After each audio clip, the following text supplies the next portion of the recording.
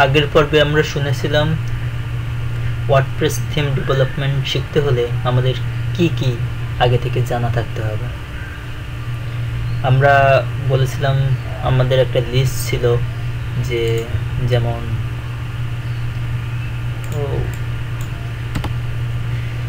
HTML, CSS, JavaScript, jQuery, তারপরে ছিল bootstrap, responsive web designing, আরও ছিল PHP টু HTML।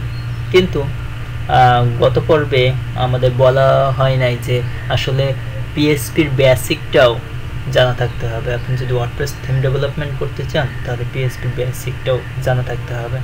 তবে আমরা এই টিউটোরিয়ালে PHPও শিখব, সাথে সাথে ওয়ার্ডপ্রেসও শিখব। যাই হোক, আগের ভিডিওতে বলেছিলাম যে কি করে জ্যাম্প ইনস্টল করতে হয়, সেই ভিডিওর লিঙ্কটা দিব। অবশ্য লিঙ্কটা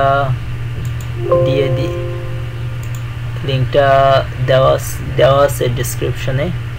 আপনারা যদি জ্যাম্প ইনস্টল না করে থাকেন তাহলে অবশ্যই জ্যাম্প ইনস্টল করে নেবেন। ভিডিওর ডেসক্রিপশনে, এই ভিডিওর ডেসক্রিপশনেও লিঙ্কটা দেওয়া থাকবে যে কি করে জ্যাম্প ইনস্টল করতে হয়, এবং জ্যাম্প কোথা থেকে ইনস্টল করবেন তার লিঙ্কটাও নিচে দিয়ে দিব ডেসক্রিপশনে।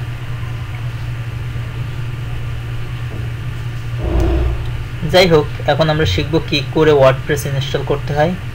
আমরা দুইভাবে ওয়ার্ডপ্রেস ইনস্টল করা শিখব। সেজন্য আমাদের যা করতে হবে, আমাদের সর্বপ্রথমে যেতে হবে wordpress.org।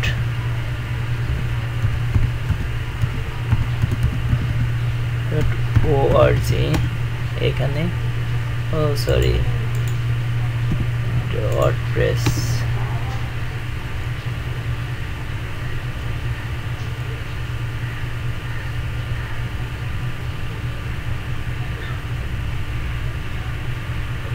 কি হলো নেটের,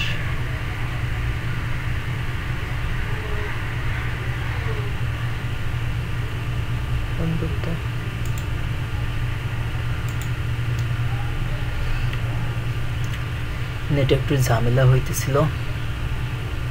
যাই হোক, আমরা একটা ফাইল ডাউনলোড করতে দেওয়া আছে, অনেক বড় ফাইল, সেটা ডাউনলোড হইতেছে, এই জন্য নেটের ঝামেলা করতেছে। যাই হোক, এখান থেকে আমরা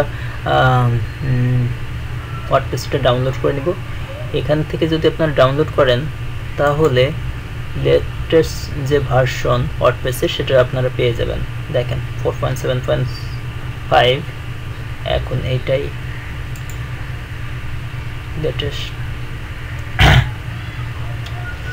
যাই হোক, এটা ডাউনলোড হওয়া শুরু হয়ে গেছে।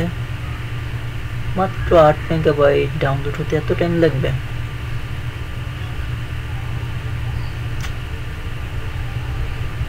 আসলে আমার একটা ফাইল ডাউনলোড করতে দেওয়া আছে, তো সেজন্য এটাতে কিছু টাইম বেশি নিতেছে, না হলে 1 মিনিটের মধ্যে ডাউনলোড হয়ে যাওয়ার কথা। যাই হোক, ডাউনলোড হতে থাকুক, আমরা একটু ঘুরে আসি।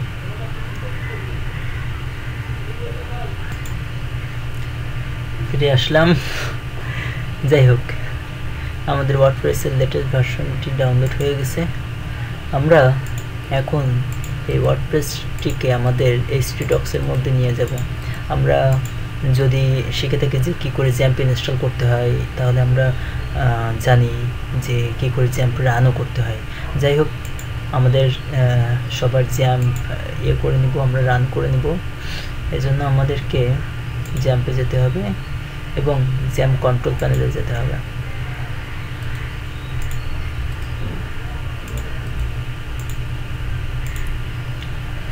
অ্যাপাচি এবং MySQL রান করতে দিলাম। হ্যাঁ, রান হয়ে গেছে। এখন আমরা যেটা করব, htdocs এর মধ্যে যাব।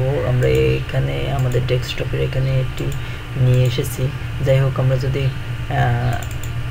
এখান থেকেও আমরা যেতে পারবো। আমরা যদি এক্সপ্লোর করি এটা, তারপর আমরা htdocs এই ফোল্ডারটা দেখব।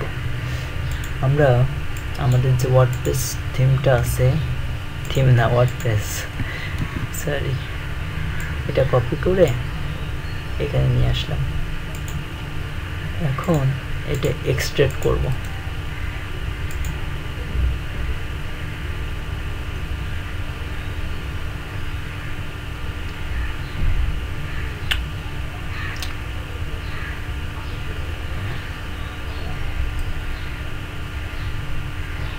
আমরা ধীরে ধীরে শিখবো, আস্তে আস্তে শিখবো কি করে একটা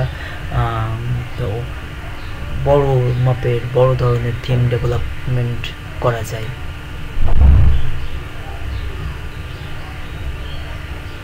ওয়ার্ডপ্রেস দিয়ে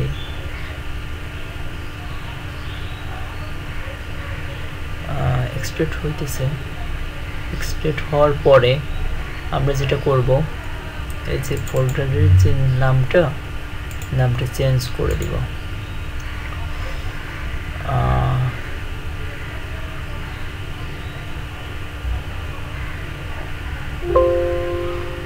আমরা এটার নাম দিলাম wp themes।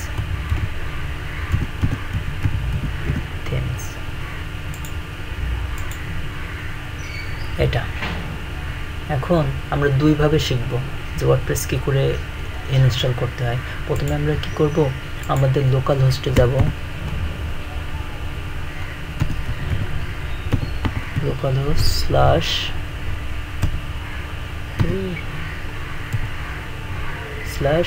/php my admin।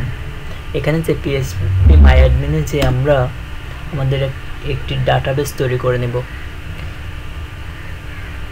কারণ ওয়ার্ডপ্রেস ইনস্টল হতে গেলে আপনার ইউজার নেম এবং পাসওয়ার্ড,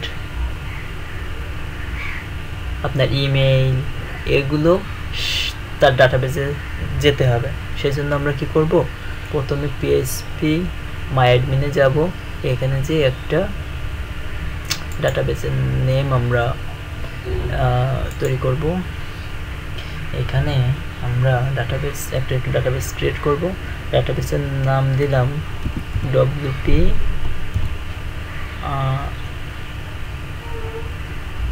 theme 1 ডাটাবেসের নাম এটা কপি করে নিলাম। আপনার এখানে আমরা যেটা আছে এই অবস্থায় আমরা ক্রিয়েট করলাম, এটা কোনো সমস্যা না। এখন ডাটাবেস ক্রিয়েট হয়ে গেল। আমরা এখন যেটি করব, আমরা যদি এখন লিখি লোকাল হোস্ট এবং আমাদের ফোল্ডারের নাম কি ছিল, আচ্ছা যাই হোক, ফোল্ডারের নাম যাই হোক সমস্যা নেই। আপনারা একটা কাজ করবেন, আপনারা এই যখন আর কি জ্যাম্প ইনস্টল করবেন, তখন এই যে জ্যাম্প এই ফাইল htdocs এই ফাইলটিতে যে index.php যে ফাইলটা আছে, জাস্ট এটাকে রিনেম করে দেবেন। আমি এখানে একটা আন্ডারস্কোর দিয়েছি, কারণ তাহলে যদি আন্ডারস্কোর না দিই, দেখেন তাহলে কি হবে আপনাদের দেখাই। এখন আমরা যদি আন্ডারস্কোর না থাকে তাহলে কি হবে, আমরা যদি লোকাল হোস্টে যাই, আচ্ছা লোকাল হোস্ট, দেখেন লোকাল হোস্টের পরে /ড্যাশবোর্ড চলে আসছে। আমাদের যে প্রজেক্টগুলো ছিল htdocs এর মধ্যে সেগুলো আসলো না, সেজন্য আমাদের কি করতে হয়, এখানে লিখতে হয় wp themes যে আমরা যে ফোল্ডারটা নিলাম, ফোল্ডারটার নাম হয় নাই themes, আমরা wp হবে হচ্ছে themes। দেখেন এখন এটা চলে আসলো। এখন আমরা যদি ওই ফোল্ডারের ওই ফাইলের নামটা, অর্থাৎ htdocs এর মধ্যে কি ছিল, এই index.php ফাইলটাকে রিনেম করে দিই, অর্থাৎ অন্য নাম করে দিই, যদি কখনো আমাদের প্রয়োজন পড়ে, এই জন্য রিনেম করে দিলাম। এখন দেখেন আমরা যদি এখানে যাই লোকাল হোস্ট, তাহলে কি আমাদের যে প্রজেক্টগুলো আছে সেগুলো সব দেখা যাইতেছে। এখানে একটু আগে আমরা যেটা করলাম সেটা হলো WP Themes, এই যে এই ফোল্ডারটা। যদি আমরা এখানে ক্লিক করি তাহলেও এখানে চলে আসবে। দেখেন WP Themes, এটা যেহেতু এখন আমাদের ইনস্টল করতে হবে সেজন্য এই যে এই পাথ এটাও চলে আসছে। আচ্ছা যাই হোক, আমরা এখন এটা ইনস্টল করব। এটা হলো একটা নিয়মে যে আমাদের ওয়ার্ডপ্রেস যে ফোল্ডারটা আছে htdocs এর মধ্যে, এই ফোল্ডারের মধ্যে আমরা কোনো ফাইলটাকে এডিট করিনি, কিন্তু এটা একভাবে আমরা ইনস্টল করতে পারি, আর একভাবে একটু পরে দেখাবো। Continue, let's go. এখন আমরা ডাটাবেসের নাম কি দিছিলাম? আমরা ডাটাবেসের নাম দিছিলাম WP_theme_1, আর আমাদের যে লোকাল সার্ভার অর্থাৎ জ্যাম, তার ওখানে ইউজার নেম ডিফল্টভাবে রুট দেওয়া থাকে, এই জন্য আমাদের রুট দিতে হবে এবং পাসওয়ার্ড ব্ল্যাঙ্ক ফাঁকা রাখতে হবে। দিয়ে এখন যদি আমরা সাবমিট দিই তাহলে এটা ইনস্টল হয়ে যাবে। হ্যাঁ, এখন আপনার যে সাইট সেটার নাম দিতে হবে। আমি এখন দিলাম ওয়ার্ডপ্রেস থিম 1 এবং ইউজার নেম দিলাম অ্যাডমিন। পাসওয়ার্ড এত বড় দেওয়ার দরকার নাই, এখন পরবর্তীতে আপনারা দিবেন। আমি এরকম ছোট একটা পাসওয়ার্ড দিলাম এবং এখানে একটা ইমেল আইডি দিতে হবে। আমি দিলাম info@creativity.com.bd creativity.com.bd। এরপরে ইনস্টল ওয়ার্ডপ্রেস। লোকাল হোস্টে সার্চ ইঞ্জিন মানে ওরা আসে না, গুগল এসে আপনার খোঁজ খবর নেবে না, এই জন্য এটা টিক চিহ্ন দেন কিংবা না দেন সেটা কোনো ব্যাপার হবে না। কিন্তু আপনি যদি লাইভে ওয়ার্ডপ্রেস ইনস্টল করেন তাহলে আপনি যদি চান যে হ্যাঁ গুগল আপনার সাইটটি ইন্ডেক্সিং করুক, তাহলে অবশ্যই টিক দিবেন না। আর যদি টিক চিহ্ন দেন তাহলে গুগল আপনার সাইটটি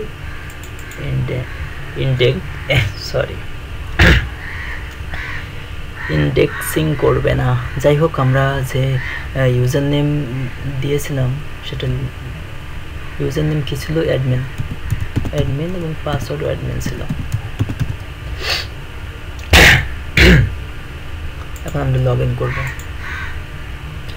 দেখেন আমাদের ওয়ার্ডপ্রেস ইনস্টল হয়ে গেছে। এখন যদি আমরা এটা ব্যাকএন্ডের ইন্টারফেস, এখন যদি আমরা ফন্টে কেমন আছে সেটা যদি দেখতে চাই তাহলে আমরা দেখতে পাবো আপনার সাইটটি এটি। এখন যে জিনিসটা আসবে এই যে এটা। এখন দেখেন আপনার একটা পোস্ট আপনি পোস্ট করেননি, তারপরে একটা পোস্ট চলে এসেছে। এখন যদি আপনি অন্য কোনো পোস্টও করেন সেগুলো চলে আসবে। যেমন আমরা একটা পোস্ট করলাম, এখানে আমি যদি লিখি অ্যাড নিউ, পোস্টের নাম দিলাম first post,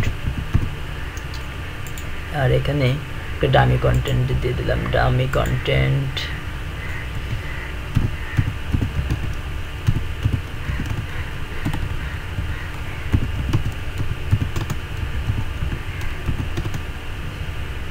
This is my first post লিখি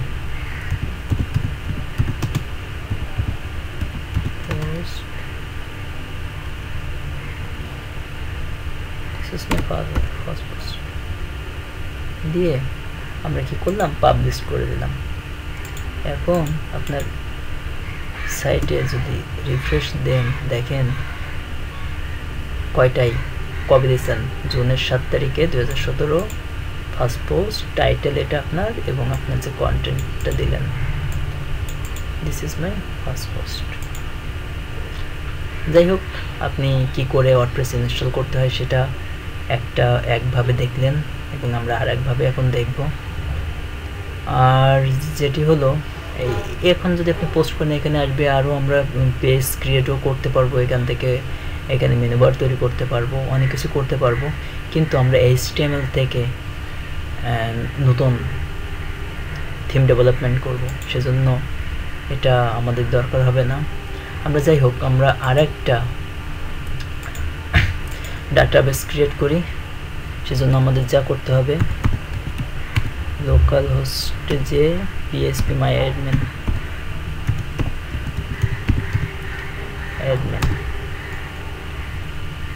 আমরা আরেকটা ডাটাবেস তৈরি করব।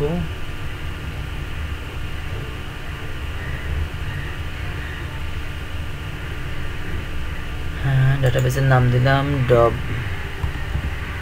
wp theme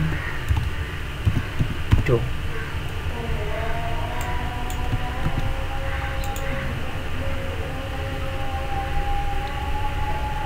এই যে ডাটাবেস ক্রিয়েট হয়ে গেছে। যেহেতু wp তারপরে থিম তারপরে 1 আছে, এই জন্য একটা ফোল্ডারের মতো হয়ে গেছে এখানে, এটা কোনো সমস্যা না। এখন আমরা যেটা করব, আমাদের যে ফোল্ডারটা আছে htdocs, এখানে আমাদের আর একটা ওয়ার্ডপ্রেস নিতে হবে। এটা তো আগেরটা ছিল, এই জন্য আমরা আবার এটিকে এক্সট্রাক্ট করলাম।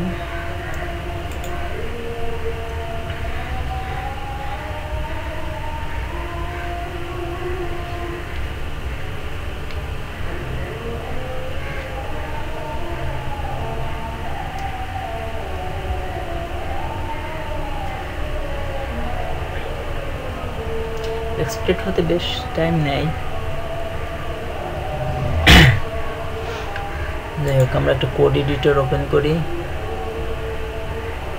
কোড এডিটর ওপেন করলাম।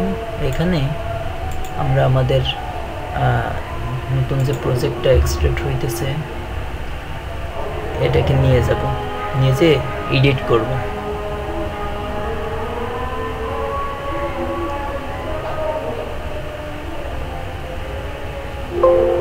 হ্যাঁ, এক্সট্রাক্ট হয়ে গেছে। আমরা রিনেম করি, এটাকে আমরা নাম দিলাম wp থিম। এখানে আপনি যে কোনো নাম দিতে পারেন, কোনো ব্যাপার না, 2। এবং এর মধ্যে আমরা যে এই যে ফাইলটা আছে wp config, আচ্ছা আমরা ফোল্ডারটা কোড এডিটরে নিয়ে যাই। এই যে এখানে ওপেন করলাম। এখান থেকে আপনারা যেটি করতে পারেন, এখানে এটা ওপেন করবেন, ওপেন করে যে ফাইলটা, এটা wp config স্যাম্পল, এটাকে কপি করবেন, কপি করে পেস্ট করবেন এবং এটা নাম দিবেন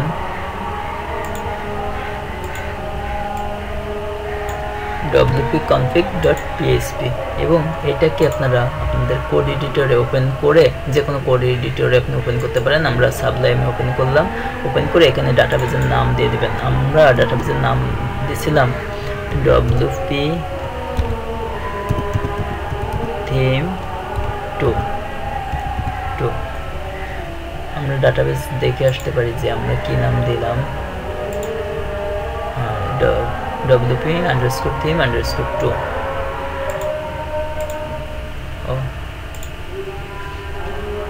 এবং এখানে আমরা ইউজার নেম দেব root, পাসওয়ার্ড আমরা ব্ল্যাঙ্ক রাখবো, তারপর যা আছে তাই থাকবে। এখন আমরা এই ফাইলটি সেভ করব, সেভ করে কেটে দিতে পারেন অথবা এই অবস্থায় থাকতে পারে, কোনো সমস্যা না।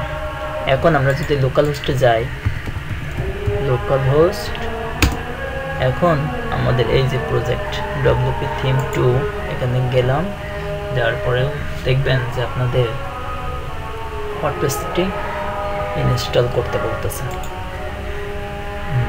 দেখেন, এর আগে আমাদের ডাটাবেসের নেম, ইউজার নেম, পাসওয়ার্ড, এই জিনিসগুলো কিন্তু চেয়েছিল, কিন্তু এখন ওগুলো কিছু চাইলো না।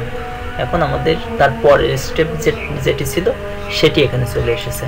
যাই হোক, আমরা wp theme 2 এই নাম দিলাম, ইউজার নেম দিলাম অ্যাডমিন, সেম এখানেও অ্যাডমিন। আমাদের পাসওয়ার্ডটা খুব উইক এবং এখানে এটা দিয়ে ইনস্টল ওয়ার্ডপ্রেস দিয়ে দিলাম।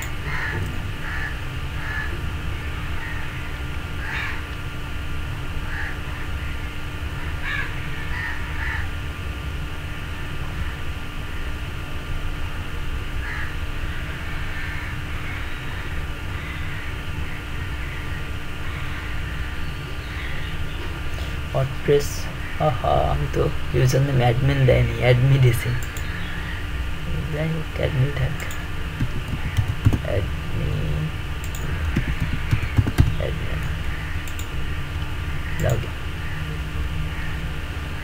এখানে আমাদের ওয়ার্ডপ্রেসটি এইভাবে ইনস্টল হয়ে গেল। আমরা যদি এখন যাই তাহলে দেখবেন একই ধরনের একটি সাইট, কিন্তু এখানে একটা পোস্ট আছে আর এখানে আমাদের দুইটা পোস্ট আছে, এই কারণ এখানে আমরা একটা পোস্ট করেছিলাম। যাই হোক, আমরা দেখলাম যে কি করে ওয়ার্ডপ্রেস ডাউনলোড করতে হয় এবং ইনস্টল করতে হয়। আমরা পরবর্তী পর্বে দেখব যে কি করে HTML থেকে ওয়ার্ডপ্রেসে কনভার্ট করতে হয়, কি করে ওয়ার্ডপ্রেস থিম ডেভেলপমেন্ট করতে হয়। তো আজ এই পর্যন্তই। আপনাদের যদি কোনো প্রশ্ন থাকে তাহলে অবশ্যই আমাদের সাথে কমেন্ট করবেন নিচে, এবং পরবর্তী ভিডিওগুলো পেতে অবশ্যই আমাদের ইউটিউব চ্যানেলে সাবস্ক্রাইব করবেন।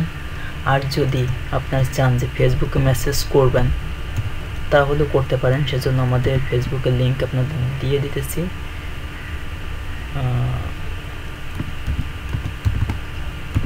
facebook.com/creativitybd